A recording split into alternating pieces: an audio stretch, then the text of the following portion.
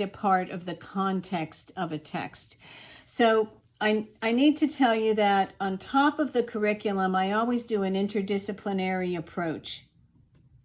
So the curriculum itself was basically designed to have different articles that our top professors at UMGC liked. And one of those is Ana Menendez's short story, Ghosts. So what I would do is I would annotate the story, and then I would explain where the social imaginary was. The author is the narrator, the omnipotent narrator, but the empathy from the narrator shapes the reading. And the narrator's voice shapes a feeling of who am I? So the narrator controls the order of thinking. And it's quite beautiful, but it's very imaginary, and it's very much a cultural icon. It's iconic. It's just lovely. So Ana Menendez, that's one example. Another example of how I'll teach globally, what I would do is I was working with a Cuban artist, Ricardo Vero, at Lehigh during the time I was there. So I was at Lehigh in the 80s and 90s, and I was working to bring my writing classes into the art gallery at least 2 or 3 times during the semester. I did that myself. I did because I believed that his work in the art gallery being a sanctuary, and the Cuban and global artists he was bringing in would give talks. So we would go to the art talks, and then we would write about the art. Now, how do I do that in an online class? Well, there's a discussion board where you can talk about, it's like a little cafe, and you can talk about whatever you want. So there I might put some art across the curriculum, and I would have some art there that we could then develop the thesis a little bit more, where we might say that this particular work relates to the current milieu, and it's culturally similar to, not to break the thesis, but maybe to give an illusion or to help the discussions move forward. Very difficult to do that to the Sympathizer, but I think it was a war novel, so we could talk about war movies. We could talk about the art, war art. The art of, for example, Gettysburg in my state is absolutely brilliant. And I also talk about other authors, in my discussions, and I also let the students know that I'm writing and that this is how I write. So I might put, some summation of my love of Doris Lessing. So this is an example of a post that I would put up if we were discussing the novel, and if it was a particularly difficult novel. The Sympathizer is a very difficult novel, because it's very open to it. It has a brainwashing part toward the end, and there was a statement that the professors wanted me to make. That if you needed help with that, we would do that. We would help them. No one questioned it, but we did talk about it in the beginning so that they weren't surprised. And it turns out that the mole is brainwashed, and then under a very very difficult, almost cruel way of clearing his brain. Over the last 2 months, he's struggling with what he did and what happened in his life. And there's the language in this book is so dynamic. He uses words like anthropological condescension and extravagant hopes. It's just, to me, it was simply awesome. And the commissar who goes through the brainwashing kind of torture at the end with him is actually a character who used to be his friend. So we examine connections between contemporary socio-political events and responses. I would say, not that it matters, but that talking about other authors and other people and the dynamics of the Me Too, like talking about it now, I think it helped the students to think that it's not really only about Vietnam, it's about a whole lot more. The most essential part of our global education mission is to create classes that are viable for all types of learners. So I'm giving the closed caption audio lectures. I'm talking about the atmosphere of equality. I bring in other authors I might mention with links, and my recent new lectures that I'm adding with passages from the readings seem to help the class weekly discussions. So it's almost like I'm taking the class. I actually take my classes to prepare. So pedagogical applications based on teaching 495 would be, and this is now where you could, maybe if there's something that you're not doing or something that you wanted to add, we're creating a working set of applications. So we have a glossary. We're going to see the journaling, some journaling by myself. I kept about 25-page journal of everything I did each week, and then I sent it to my department head so she could use it, for other professors who would talk about, how to teach. Global literary works also have a strong sense of identity as a thematic way to build characterization. Here are some of the bolded terms we use in the glossary: Global South, power structures, non-Western, colonialism, imperialism, post-colonial writing, post-colonial criticism, power dynamics, globalization, migration, lived experiences, and identity. So now we're coming up to pieces that were in my journal that I would have been putting on the discussion board. So explaining the anonymous narrator is a most impressive, essential, and semiotic methodology. The reader shares the narrator's experiences with place, culture, and state of consciousness, which serves the author's purpose. The meaning of the literary work becomes the relationship of the past and the present. The narrator and the reader and the author are co-creators. The novel acts as a semiotic sign of the literature of multiculturalism and post-colonialism. Deconstruction argues that language, especially in an ideal concept such as truth and justice, is irreducibly complex. It's unstable, and it's impossible to determine. Many debates in continental philosophy surrounding ontology, epistemology, ethics, and aesthetics, and hermeneutics refer to Derrida. And we shall experience these ideas within the hidden self and the sympathizer, and Nguyen writes with superior force. In my discussion that I have in front of me here, I have pieces of experiences that I've had that have been very pleasant. And this book, Hermeneutics, Metacognition, and Writing, was a very pleasant multi-volume piece.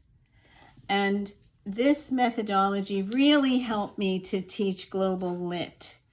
Intersectionality, for example, of hermeneutics, metacognition, and semiotics. So my main texts, which I have them in my library, which is right here, are basically determining some of the thinking that I'm taking. I'm trying to take a look at the wider sense of literature by talking about Ricoeur and by reading Gadamer, The Hermeneutics Between History and Philosophy, the selected writings of Hans Georg Gadamer. That's Gadamer. It's important, I think, to look at hermeneutics because it's such a vast type of theory, and I really like it. And I actually started teaching research at Lehigh with hermeneutics, and I did a talk there on the hermeneutic arc and how this is helping my students do their final paper. The arc itself, I guess it's hard to see with that I have a background here. It's basically squares, like what we used to do with index cards. and the arc is developed according to what the student has been doing as far as structure. So, for example, in this slide, post-structural work is self-critical. The critics look for ways for the text to contradict themselves. And that was a great way to understand the sympathizer, because the contradictions of the North and South are within the character. He's a mole for both sides. How does the work undermine or contradict generally accepted truths? And how does the author omit, change, or reconstruct memory and identity? So, each of those could be a portion of the research paper. And we're talking about research. So I told the students, everything you put in the discussion is part of your research. I want you to be able to use reader and reader response and reader response theory. And I don't want you to write like me. I want you to write like you and really, really have a good time with your own understanding of how this text works. So the narrator tells us he's been held under suspicion all his life. The characterization of the anonymous narrator when he experiences a year in an isolation cell is dramatically created, as is the entire novel. And the book it is a confession. It's one thesis. It's a confession. Thus, the layers of creativity and elegant and profound language of the author prevail as semiotic signs of humanity during war. So let's just see how we're doing. At 4:05, I was hoping to go to the objectives soon, so you could, I thought even you don't have to print it out, but if you have a printer, you could mark in what you're going to do on that objective page, or, you could do it digitally. That's why I try to create it so you could just work with that as kind of a layer of activity for today. So the novel fits the expectations of genres, and the story depicts the anonymous narrator. And our analysis is going to be rhetorical, conceptual, literary terminology. We're looking at different aspects of argumentation. And you can apply any argumentations you like. But diaspora study is complex. And my readers have so many stories of their grandparents fleeing, and my students, and of course the study of war is personal. So I always try to take a moment to say, let us be thankful. And other works that you may consider using: the Joy Luck Club, The Line of the Sun, The Shawl, How the Garcia Girls Lost Their Accents, Dreaming in Cuban. I'll hold that a minute. These would all be great works to use. Or Mona in the Promised Land, The Comfort Women, Interpreter of Maladies, The Amazing Adventures of Cavalier and Clay, The Kite Runner, which I've used in civic values classes at Lehigh, and The Woman Warrior by Maxine Hong Kingston, and The House on Mango Street, of course, by Sandra Cisneros. And The Globalization and Immigration, a Multicultural Study, is practical and timely. So we're developing literacy skills, and we research and compose for inquiry, learning critical thinking and communicating in rhetorical contexts, developing the habit of locating, evaluating, and ethically and persuasively using primary and secondary research materials. We engage in facility with argument and through the study of a specific text. This is the curriculum.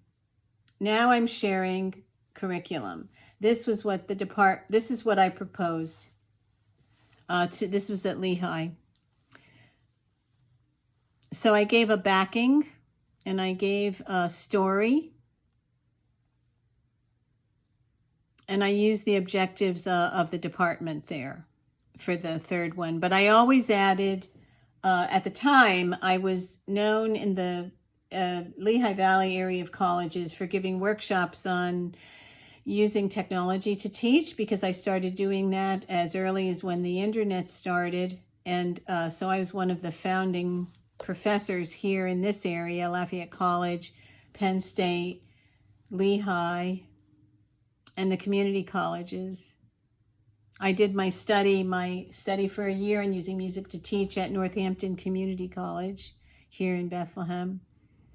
And then you can see at the bottom, I also have, these are, you can link to some of these, I think. Yeah, this is the new book, Cultural Poetics, Social Movements Initiated by Literature. This is available, and this book presents critiques about African American authors.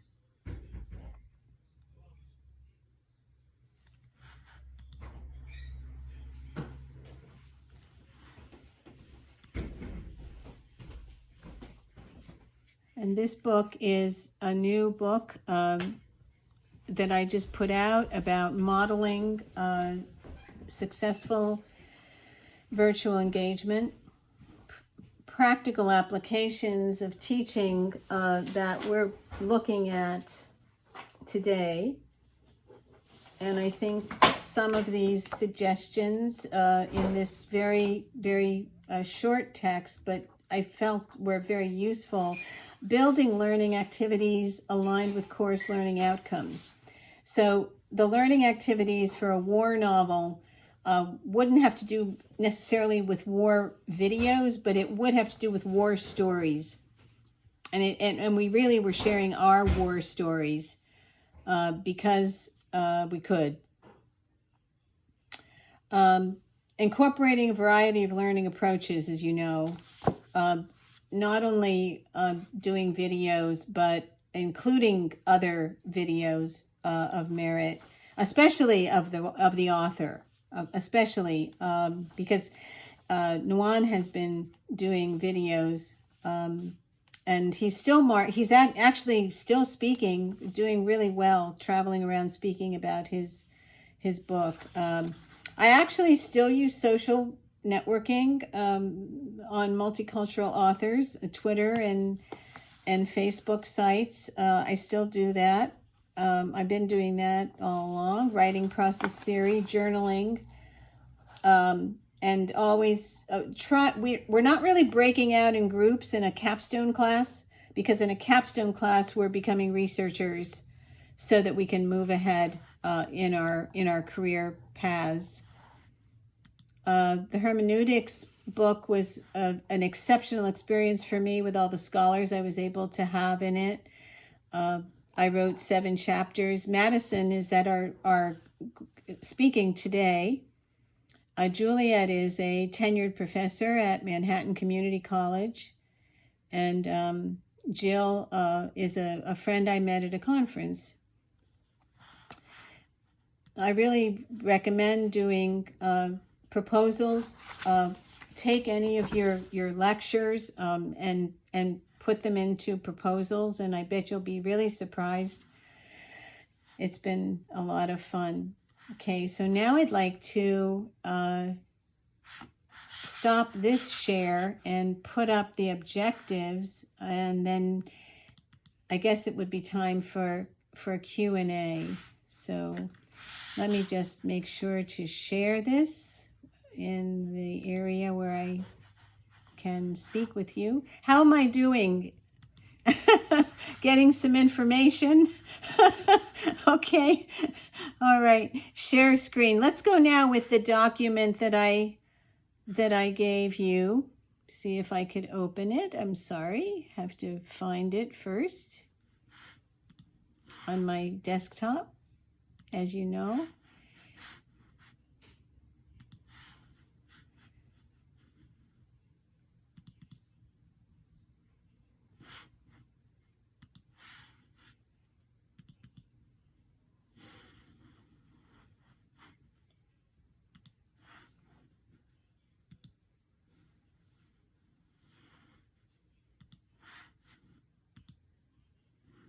Okay, can you see the document? Yes? All right, very good. So here I just have the courses that I did write curriculum for. And here's the thesis that we talked about. There's the file. And the background of global studies.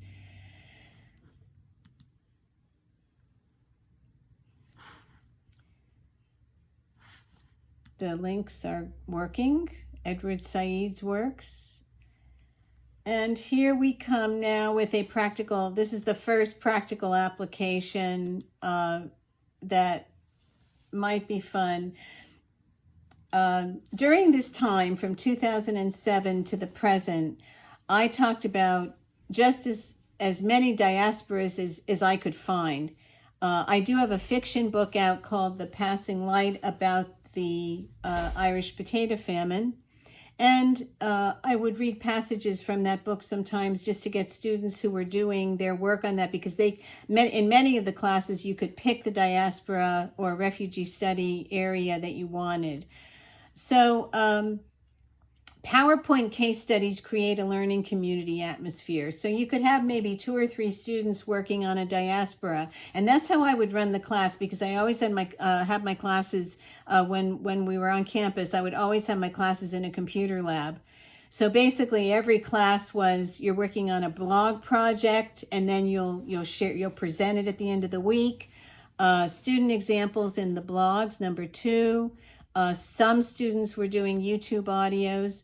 Study, writing, and discussion areas where we would break up into groups, and you would go to the cafe, you would have your coffee or tea, and then present that later. Handouts with methodology and lessons, of course. Designing personal course objectives. So I would have the students talk about what they expected to gain in the class. I'm sure you guys do that. And participating, copying journals, and a lot of students wanted to do Facebook journals or online journals, and that was fine. So then the linguistic framework of the class, which I saw for each of the, sometimes you'd have 3 papers and a research paper, 3 papers, research paper, and then discussions. So the curriculum design would include selected works, reading and discussing short stories, deconstruction or analysis of character, plot, setting, and language, research, biographical, historical background, of course, like we do as scholars, interpret language using reader response theory and new historicism, and then explaining that theory, personal narrative, writing process, drafting, I call it Professor Pierce self-review. And you can imagine that the classroom at Lehigh was shaped like an oval, and the kids would be either sitting on the outside desks or the inside desks. I'm just looking at some of the works that I can share. The complete works of Bonhoeffer were given to me by one of the students because he thanked me for speaking about my own personal views of faith, because at one point it was the year before the presidential election, before Obama's terms were done, and then we had the new presidential elections, and they were just looking for some ways to approach that. And I would sometimes talk about my Christian or Jewish background, because I just found out recently that I'm actually a hidden Jew. And I talked to them about that. So the one boy really seemed to appreciate that, and then gave me the research book that he's been giving other professors he liked on Bonhoeffer. So mentioning the glossary, and this rhetorical framework is another way of looking at what we were doing, because we had to prove that we had substantive curriculum at Lehigh. So learning the language from the novels, the language of short stories, interpreting language sets, developing the language of a literary scholar, analysis based on interpretive language, deconstruction, as much as we could understand it, cultural connections. One of the students would come in and say, I would say, today we're going to think about, are we going to take a hermeneutic approach and look at the history of the text, or are we going to take a poetic approach and look at the language? And you could pick one of those. And I would draw pictures on the board. I actually took pictures of all those conceptual designs that I would do. And I remember a student coming in when we were teaching Things Fall Apart, and he said, I got it. You know, I understand why Achebe had to do all that stuff he had to do in the novel. I understand it now, you know, because it's like the history of his culture. And that was good. And then I put some feedback from a student here, used with permission. And then in the works cited, this is a very beautiful TED Talk, and we used it in our class. 1 World, 2, a second global anthology of short stories. They were able to use that as a resource on the classroom site. And then the Cultural Poetics book, the 4th R book was actually something that I did for a conference we had in Bethlehem, Pennsylvania in the early part, 2012, about our Hispanic American immigrants that were coming into our town. And it was wonderful. It was a welcoming of immigration that year. Spatializing Social Justice is a series of essays. These are actually conference papers, all my conference papers put into a book. This one was about, it was American women writers, modeling successful online engagements, hermeneutics, and then Teaching Radiantly was about the pandemic year. Articles are about using videos to teach, and hermeneutics and metacognition. So I guess, do you have any questions on this objective page or something you'd like to discuss? I guess it would be Danny, is it? Or Michael?